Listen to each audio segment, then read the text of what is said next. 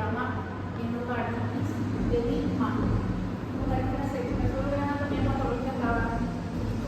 Entonces, tenemos esas situaciones. ¿Cuál es otra característica de la endocarditis?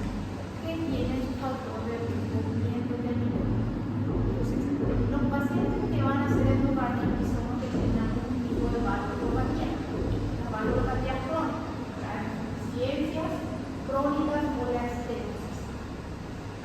Y después, en otra población de riesgo que no tienen valvulopatías, son los pacientes inmunosuprimidos. Los pacientes con diabetes, generalmente los pacientes con diabetes lo que hacen son endocarditis por hongos. El Cushing también puede ser una endocarditis por hongo o puede ser bacteria. Entonces, si el paciente no tiene valvulopatía, generalmente es inmunosuprimido. Ahora, tenemos otra población que son los pacientes que están asociados a endocarditis sin valvulopatía asociadas o sin daño estructural. Son los pacientes que usuarios de drogas parenteral. El paciente, o sea, la persona, el usuario de droga parenteral, generalmente tiene endocarditis derecha sobre un corazón sano. Entonces, esa es la característica. ¿Qué es la endocarditis? Es un proceso, la endocarditis infecciosa es un proceso infeccioso de la superficie endocárdica del corazón, de las válvulas, ya sean válvulas nativas o válvulas protésicas. Las válvulas nativas sanas o no sanas o las válvulas protésicas. Y de los grandes vasos intratorácicos. También, como decía, pueden ser de los dispositivos intracardíacos. Ahí tenemos qué es como tal la endocarditis. La endocarditis como tal son vegetaciones, que quiere decir, son acúmulos de bacterias que provocan una respuesta inflamatoria. Es decir, estas bacterias van a producir una respuesta y van a provocar vegetaciones. ¿Qué son las vegetaciones? Repito, son acúmulos de bacterias envueltos por plaquetas y fibrinas. Entonces, esas vegetaciones son los que van a producir las manifestaciones clínicas. No se ve muy bien que tiene el brillo, pero en esta partecita, entonces es lo que se ve en las vegetaciones. Las vegetaciones son, dependiendo del tamaño, vamos a tener las manifestaciones clínicas, ya sea porque esas vegetaciones van a producir un daño al estar aquí, van a producir una respuesta inflamatoria local que puede desencadenar más daño a nivel del aparato valvular o inclusive el tamaño de la vegetación puede producir un prolapso, es decir, que también sea importante crear un peso y las válvulas sean insuficientes por eso. O también una otra complicación que puede tener la endocarditis es de que estas vegetaciones se desprendan y eso genera algo que se llama emboloceptia. Entonces, eso dependiendo del tamaño y dependiendo de la gravedad, entonces esto puede producir como un tipo de ACV, pero va a ser por embolocepto, o también puede ser pulmonar, cualquier situación, cualquier embolización en cualquier parte del cuerpo. Entonces, las complicaciones asociadas a las vegetaciones van a ser primero que provocan una respuesta inflamatoria local y provocan más daño. Generalmente el daño que produce son las adherencias de las cuerdas tendinosas y eso va a producir una valvulopatía crónica. No sé si se acuerdan, la valvulopatía endocarditis resuelta era una de las causas. Porque el peso de las vegetaciones provoca un colapso valvular, insuficiencia valvular aguda, o que provoca una embolia. Eso es con respecto a las vegetaciones.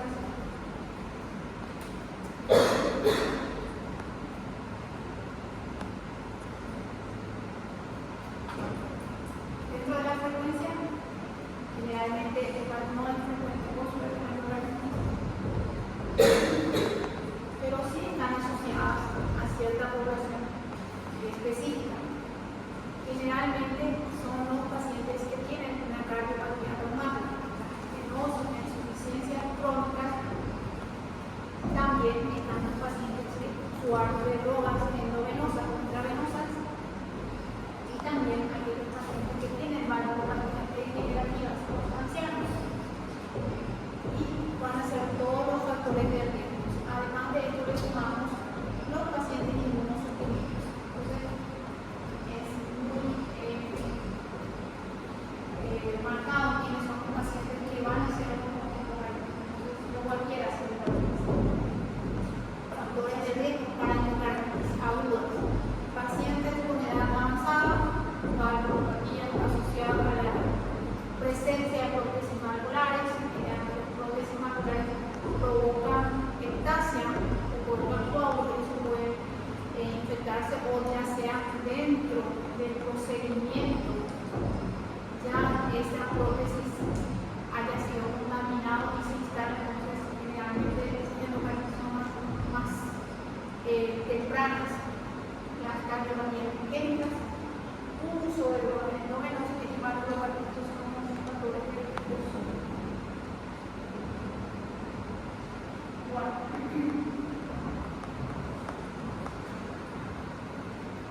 Y quienes vamos a sospechar de los pacientes tengan endocarditis.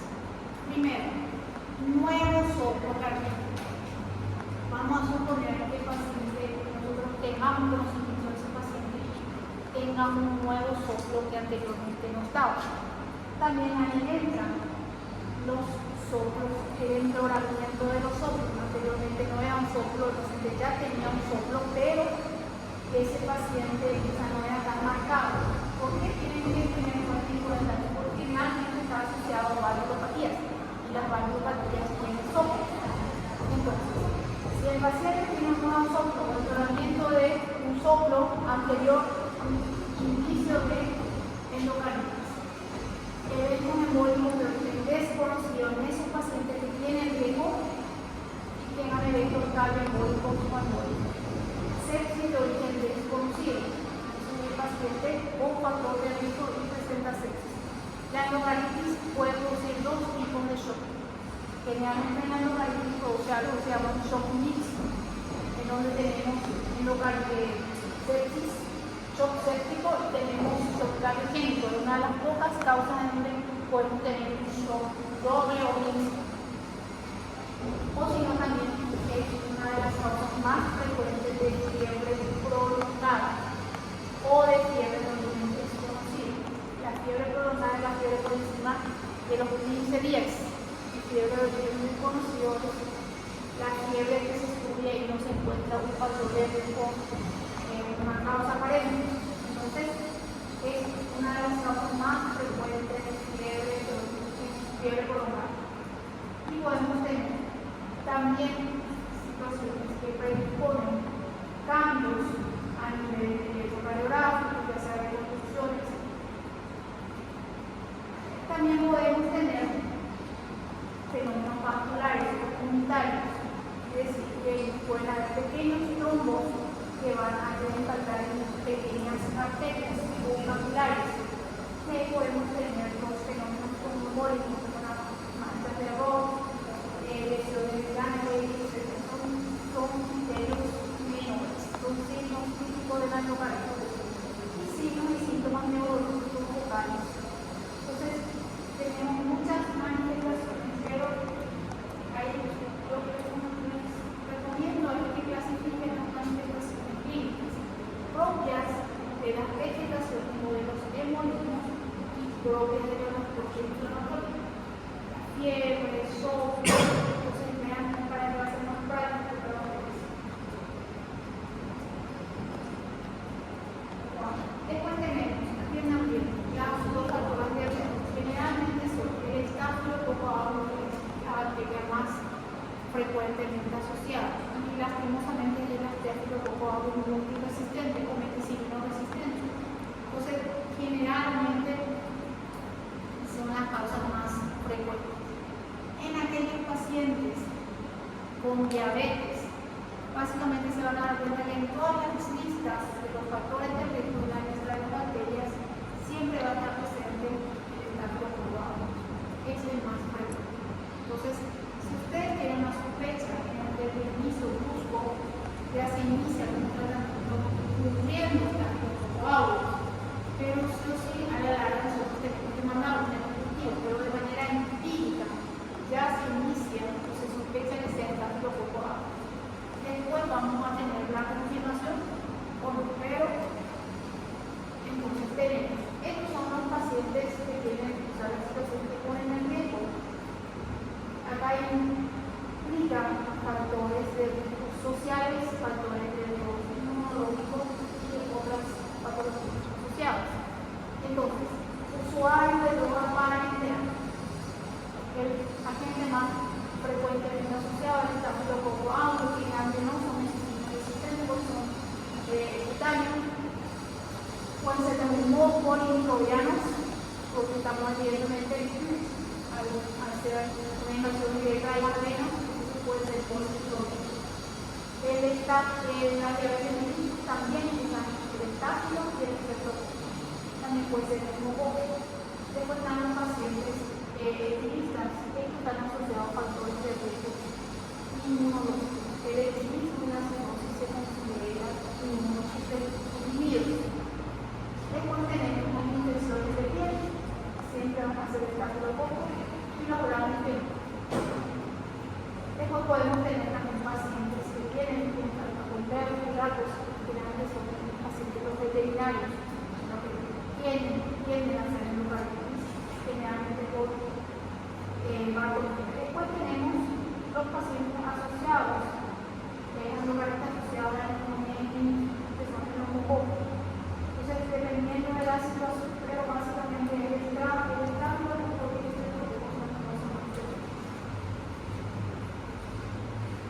la clasificación puede ser aguda o subaguda. Aguda quiere decir que tiene una manifestación más brusca, depende de dos cosas. El agente agresor y las lesiones previas que tiene el paciente. Y subaguda quiere decir un poquito más, menos agresivo.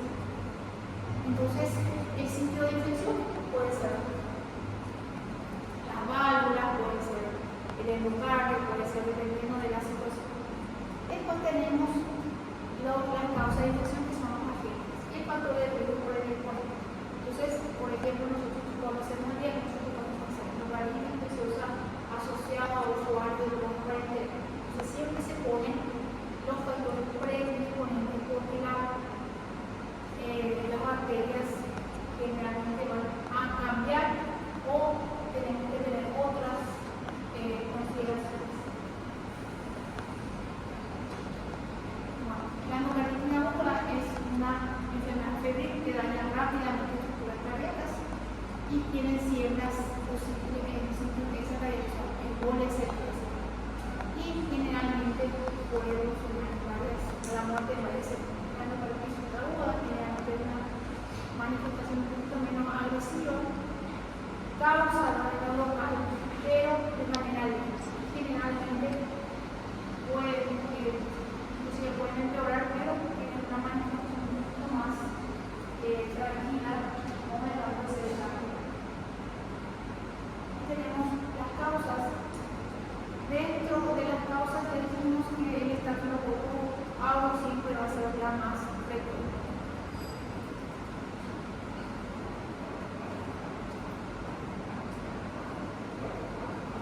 Después podemos tener las endocarditis asociadas a prótesis valvulares. Ahí tenemos que ver las endocarditis tempranas y las endocarditis tardías. Si está asociada a prótesis, es temprano. Vamos a suponer que el paciente se le realizó algún tipo de prótesis y el riesgo de endocarditis es alto si el paciente ya tiene manifestaciones tempranas. Generalmente asociamos a agentes hospitalarios, es decir, que esa prótesis ya estaba contaminada. Si es más tardía, pasados meses, tenemos que asociar a estáfilo o estreptococo. Entonces, siempre cuando está asociado a prótesis valvulares, tenemos que ver el tiempo de aparición, si es inmediato o tardío. La lesión vegetativa, la lesión prototipo de la endocardititis es la vegetación, que es una masa de plaquetas, fibrina y microcolonia de organismos y escasas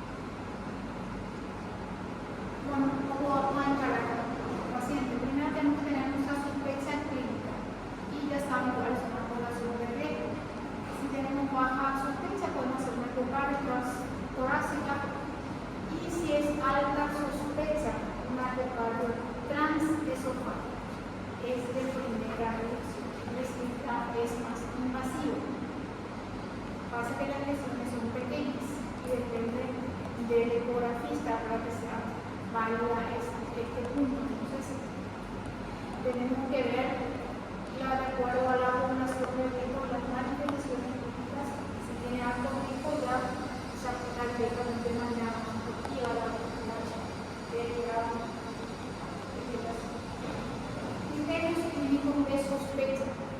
Primero, factor de riesgo del paciente. Fiebre se presenta hasta en 80 a 90% de los síntomas más frecuentes. Fiebre por escalofrío, después también te puede haber pérdida de peso, mialgia, artralgia, soplo cardíaco, embolia, esplenomegalia, también puede haber manifestaciones neurológicas. Entonces, estas son las manifestaciones clínicas y esta es la frecuencia con la que se presenta. Y la fiebre es la que mayormente se presenta, o también la presencia de pulmones. Dentro de las manifestaciones clínicas no se cuenta que haya fiebre, que haya un soplo nuevo o un soplo que se haya empeorado. Después tenemos ya de manera diversa otras manifestaciones. Entonces, lo que es a causa de fiebre prolongada. Y a nivel laboral, importante que realmente el tratamiento, pero la anemia es anemia hemolítica. Después, el PCR está aumentado y el procedimiento está aumentado. Pero también una característica es que no hay mucha leucocitosis. No esperen que el paciente tenga leucocitosis. Importante, generalmente hasta el 20-30% nada más usan con leucocitosis. Después tenemos los diagnósticos. Los criterios son los que hacen el diagnóstico. Tenemos criterios mayores y criterios menores. Los criterios mayores van a ser básicamente dos situaciones. Ver la vegetación o tener bacterias positivas. Los criterios mayores van a ser por hemoglobina o por ecocardio. Entonces, en datos generales, en el resumen, los criterios mayores de encontrar el agente rosa hemoglobina positivo para gérmenes sospechosos de hepatitis, o también que sean persistentes y un hemoglobina positivo. Entonces, es uno de los criterios. Encontrar la bacteria o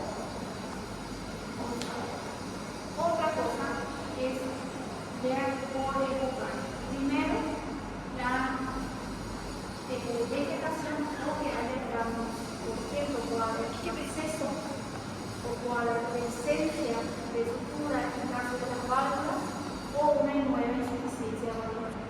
Pero lo que quiero mayor es ver las variables.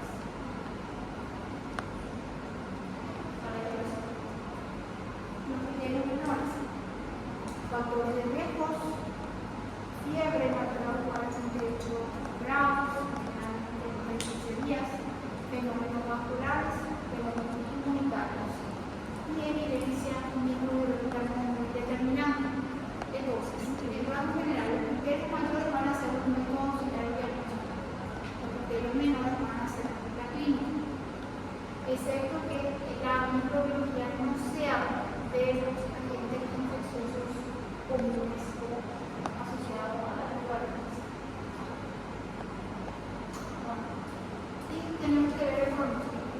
Las complicaciones son los que tienen el pronóstico, son aquellos diabéticos, de edad avanzada, los que ya tienen una anual insuficiencia cardíaca, insuficiencia renal, o entonces los que tienen peor pronóstico son los que tienen endocarditis por estáfilococo o por hongos y postraumáticos. Ya tenemos cuáles son estos